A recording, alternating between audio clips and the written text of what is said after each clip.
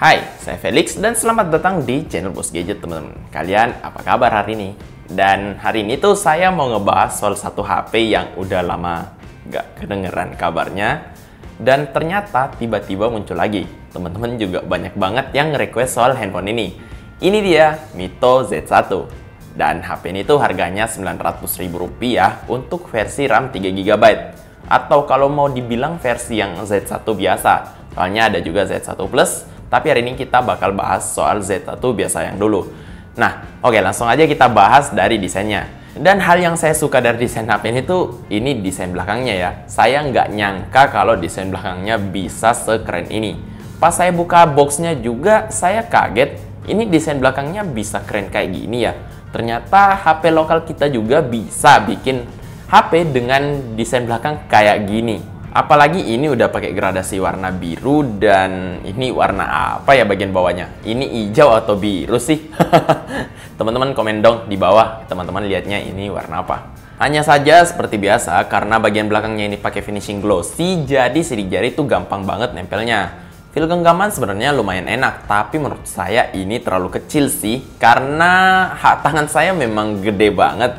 Jadi ini terlalu kecil sih menurut saya, memang 5 inci, apalagi udah full view yang bikin HP-nya jadi memanjang ke bawah. Tapi ini kembali lagi ke selera masing-masing sih. Teman-teman suka HP kecil atau HP yang gede. Terus HP ini punya layar yang hanya 5 inci aja, tapi rasionya udah 18:9. Resolusinya 960x480 atau FW VGA.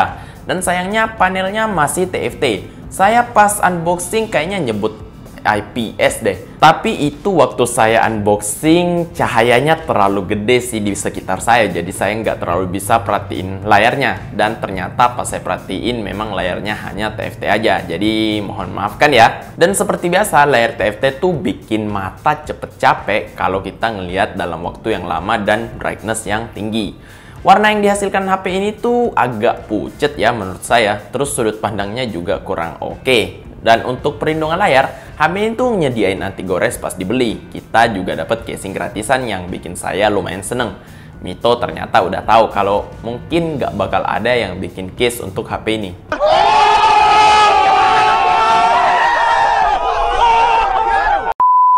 Nah, untuk bagian belakangnya sendiri ini bisa dibuka ya, dan baterainya bisa juga dilepas. Dan di bagian belakang ini kalau kita buka ada 2 slot SIM nano dan 1 slot micro SD. Sayangnya di sini kalau kita pakai kartu smartphone, kartunya nggak kebaca nih. Kebaca sih, tapi nggak dapet sinyal. Sama aja kali ya. Oke, untuk spesifikasinya, Mito Z1 ini pakai chipset Spreadtrum quad-core 1,3 GHz dengan GPU Mali T820. Terus RAM-nya 3 GB dan ROM-nya 16 GB yang bisa ditingkatkan lagi dengan micro SD card. Untuk sampai berapa GB saya nggak dapat infonya sih. Dan untuk performanya, buka-buka aplikasi dan multitasking sih sebenarnya lancar-lancar aja. Nggak ada masalah yang saya temuin di HP ini. Dan Mito Z1 ini nyediain fitur Face Unlock loh, yang punya kecepatan dan akurasi yang menurut saya cukup oke lah.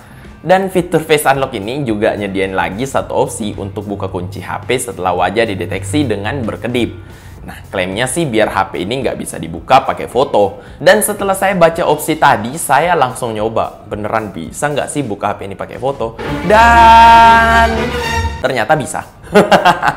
Jadi mungkin ada fitur kayak gini tuh supaya bisa lebih aman. Jadi buat teman-teman yang nggak percaya dengan Face Unlock-nya, langsung aja lah fitur ini diaktifkan. Mungkin memang agak sedikit lama cara bacanya, tapi bisa lebih aman. Nah, RAM yang tersisa di HP ini saat idle mencapai lebih dari 2 GB, teman-teman. Ini sebenarnya mantep banget sih.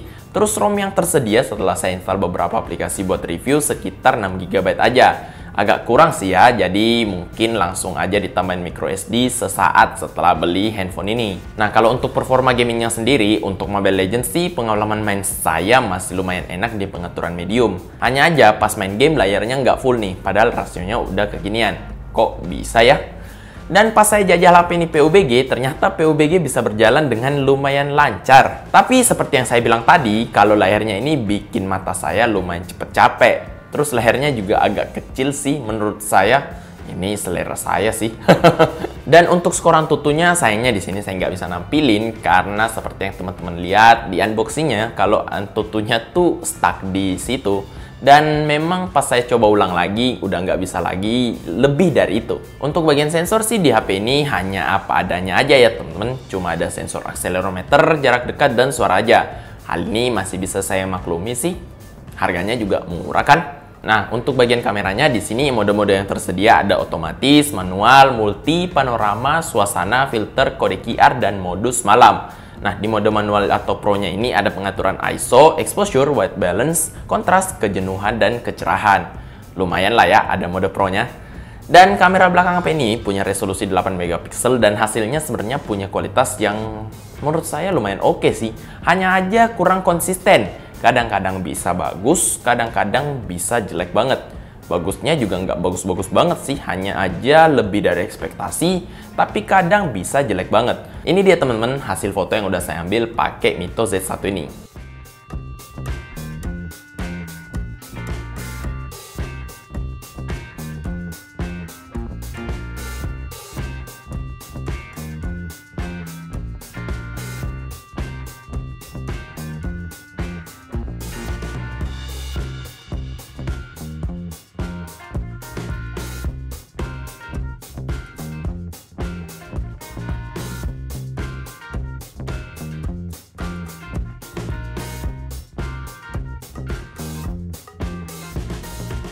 Dan untuk kamera depannya ternyata lebih baik sedikit daripada kamera belakangnya karena lebih konsisten sedikit dan hasilnya ya juga di atas ekspektasi saya sih. Ini dia beberapa hasil foto yang saya tangkap dengan Mito Z1 ini.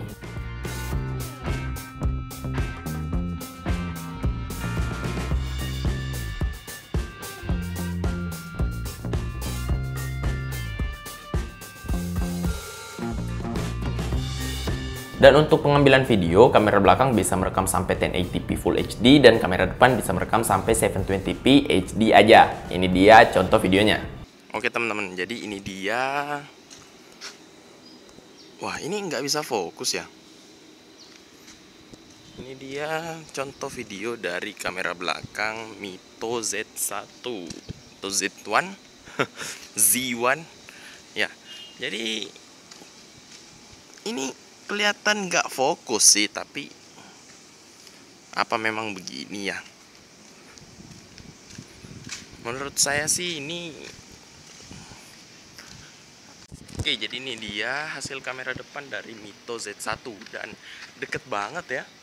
Saya ini udah jarak maksimal tangan saya loh. Dan buat vlogging sih terlalu deket kayaknya deh. Ya deket banget, lihat tangan, udah tangan saya gini, habis sudah frame-nya.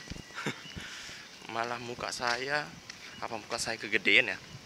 Oke, untuk bagian baterainya ini yang bikin saya agak sedikit kaget pas buka boxnya, hanya 2100 mAh aja. Dan ya seperti angkanya, HP ini hanya bisa bertahan dari pagi sampai sekitar jam 2 aja sih. Itu udah pemakaian standar dan seperti yang teman-teman tahu, kalau saya memang bukan gamer, saya memang jarang main game. Ya, HP-nya memang bertahan hanya segitu aja sih. Nah, sekarang kita langsung masuk aja ke kesimpulan saya. Dan menurut saya, HP ini tuh akhirnya berani ya. Mito ini udah kembali dengan sesuatu yang baru.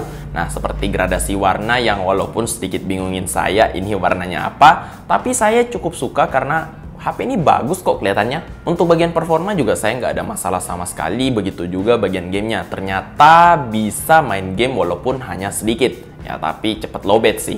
Hasil fotonya juga menurut saya oke ya. Pas lagi bagus. Tapi sayangnya kameranya ini kurang konsisten. Jadi kalau jelek tuh jelek banget. Pas bagus tuh lebih dari ekspektasi saya kok. Dan menurut saya yang kurang dari HP ini tuh hanya bagian layarnya aja yang TFT. Ini bener-bener bikin mata saya cepet capek sih.